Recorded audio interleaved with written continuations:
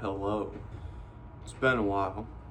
So first things first, I just wanted to say that this is not some sort of poor me, look at what happened. It's not one of them kind of videos.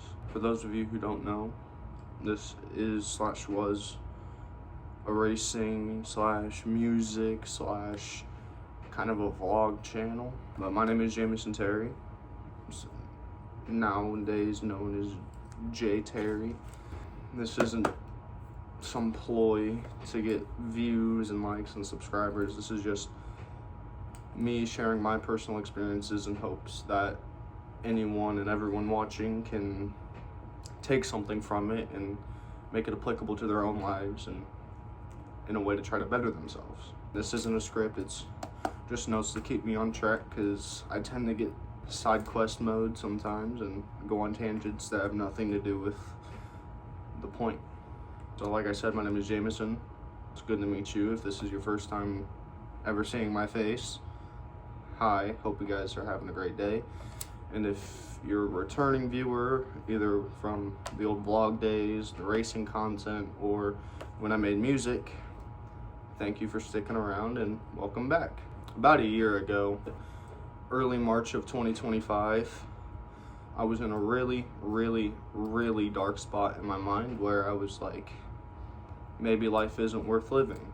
And I don't know if I edit this and post the long thing in my notes, and it was pretty much a suicide letter saying, couldn't hack it, it's time to hang up the old shoes and just move on to another realm of existence that wasn't here on Earth. I'd gone through a really bad breakup a few weeks prior, and it seemed like my whole world kind of collapsed in following that. It was a really dark time in my life mentally, and I thought the only way out of that was to take my own life. Thankfully I didn't, and I'll kind of explain what was going on. But pretty much I was typing my note and feeling really shitty, and I was sobbing and just looking around at the trees and the grass in my yard and the leaves and the birds and all of that, and it really hit me that, like, damn, I'm never gonna see this again. Like, this is the last time I'm gonna look at that tree in my backyard and those blades of grass that I had a lot of fun on, and just taking in my environment for what I thought was the last time. That was a really kind of pivotal moment in my thought process of, it was a good run, but at least I get to take in nature and what I've took for granted for so long, and just take it in one more time and just appreciate it. And in the process, right as I was finishing up the letter and writing down who's gonna get what of my possessions, that little voice in the back of my head just kept saying, stop, just stop. And obviously mentally I was not okay, so I tried to ignore it. But every time I'd write another letter or another word or another sentence, that voice would just continue to get louder until it was practically yelling to just stop. At that point, my letter was done. What I had possessions of was done and written off to other people. And then I heard 3 little words, and it just said, I love you. In that moment, I was like, hey, that's not my own thoughts, that's something bigger than myself. At that time, I was an atheist, and I heard stories of, hey, God will speak to you through your own thoughts, and it'll sound just like yourself thinking, but the way that it was said, and I could just feel like there was true love behind the stop and the I love you. So I instantly texted the youth pastor that worked at the church I was going to at that time, and pretty much laid out all of X, Y, and Z of what was happening in my head, what just happened, what I was doing while it happened. And he was like, yo, that is God, bro. That is God pleading with you to just stop.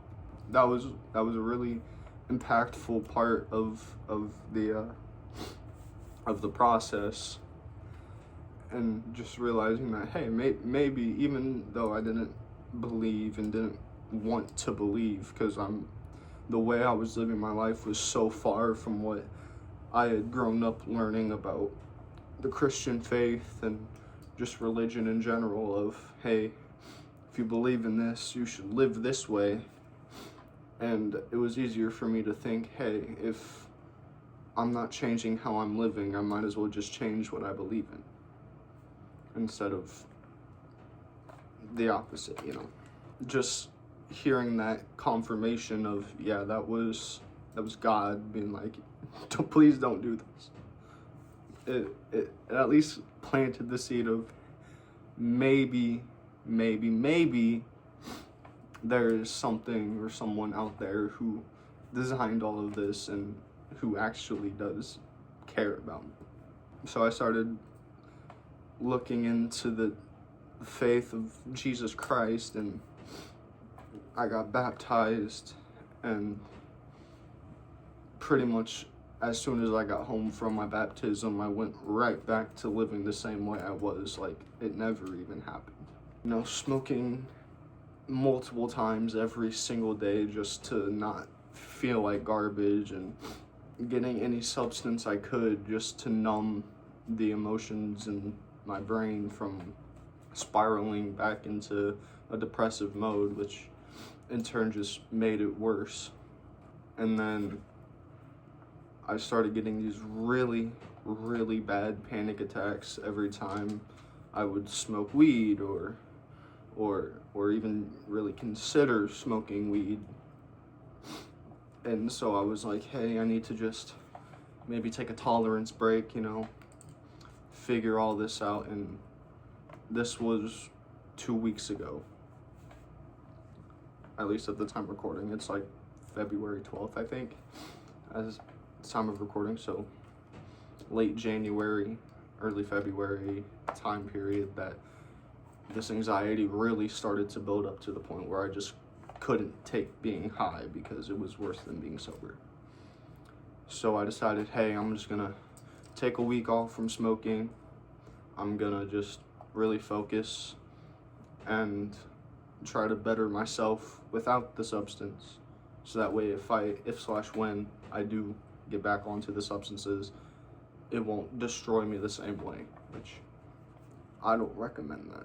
In the process of taking that tolerance break, I mean, I had taken many tolerance breaks in the past, and it was extremely hard to just not even think about the weed, not even think about the alcohol. But this time was so different because I was like, oh well, I guess I'm just not smoking today. And then I wouldn't even think about it the rest of the day. I wouldn't have the quick anger and the frustrations of, oh, I just need to go smoke a bowl, or I need to go take a shot or two to just calm down. It was just like, no, I need to sit in this emotion.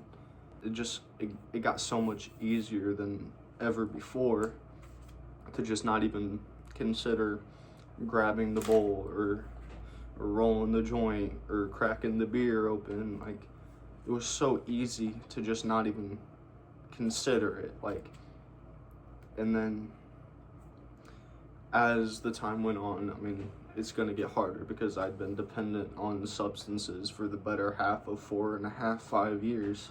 It was kind of jarring to be like, oh, this is not nearly as bad as it used to be. It's so easy to just, I'm just not gonna smoke.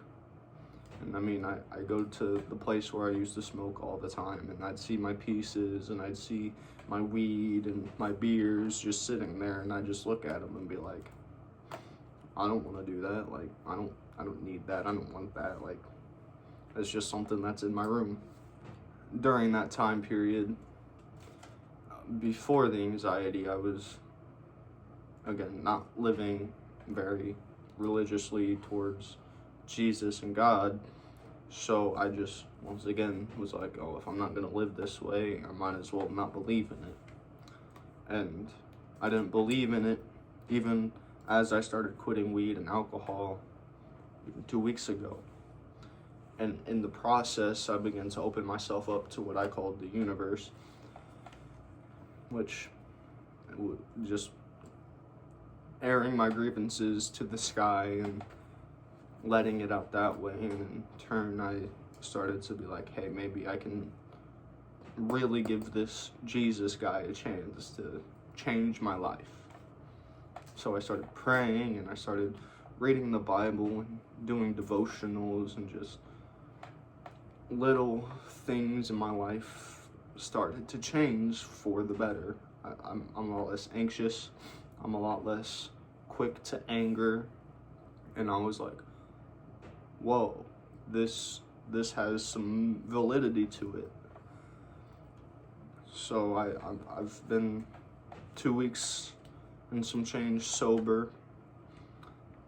It's been extremely easy to just not think about it. I mean, I've had weed and a pipe in my hand and just been like, nah, I'm good. I'm chilling. I don't do that anymore. And I mean, the intrusive thought of, hey, maybe I can go hit a bowl every now and then will pop up. Then I'll be like, if I do that, that pretty much cuts all the plans for the rest of the day, especially with how low my tolerance is gonna be from not smoking or drinking or doing any sort of stimulation other than vaping, which I'll get to that. I'm also gonna quit that. It was just like, I've stopped for 2 weeks, so my tolerance is not gonna be anywhere where it was, to where I would hit a bowl and an hour and a half later I'd be sober again and I'd be completely coherent and fine. And now I'm like, if I even fucking take a hitter, I'm gonna be passed out on the couch for 6 hours. So that was another really easy way to just be like, okay, I can't do that because I have to do this, and that today. So there really leaves no room for me to be able to get high and just sit around, you know? Especially because it's gonna last a lot longer and be a lot stronger to me because I haven't done it in a while. Of vaping, I discovered this product called Fume. It should be here within the next day or two. I before I quit smoking and drinking and thought that was just going to be who I was for the rest of my life, I had seen advertisements and all that, and then I just was like, whatever, I'll just hit the vape. What's the point of hitting something if you're not going to get nothing good out of it? Which, hitting something and breathing in a bunch of chemicals or smoke is not good, but in my mindset it was like I might as well get some sort of pleasure out of it. Leads me to my next point is I watched this YouTuber and didn't know he smoked, and then he was like, yeah, I just quit smoking, I'm using this product. They sponsored him, but he was like, I'm using this product and it helps. And that stood out to me because I'm like, I've been considering quitting vaping alongside with the litany of other substances I was quitting. I went ahead and I ordered it. It's called Fume, F-U with the 2 dots and then an M. It is a little expensive. I paid about $150 for the device and for 6 different flavors. I believe it's just essential oils. It has no vapor, no smoke, none of that harmful bull crap, and it's helped a lot of people quit the habit of breathing in the harmful stuff while still keeping that hand-to-mouth habit, which is the majority of my addiction. It wasn't the nicotine or the other chemicals. Like, yeah, that's part of it, but a lot of it just has to do with having something that I can just go, you know?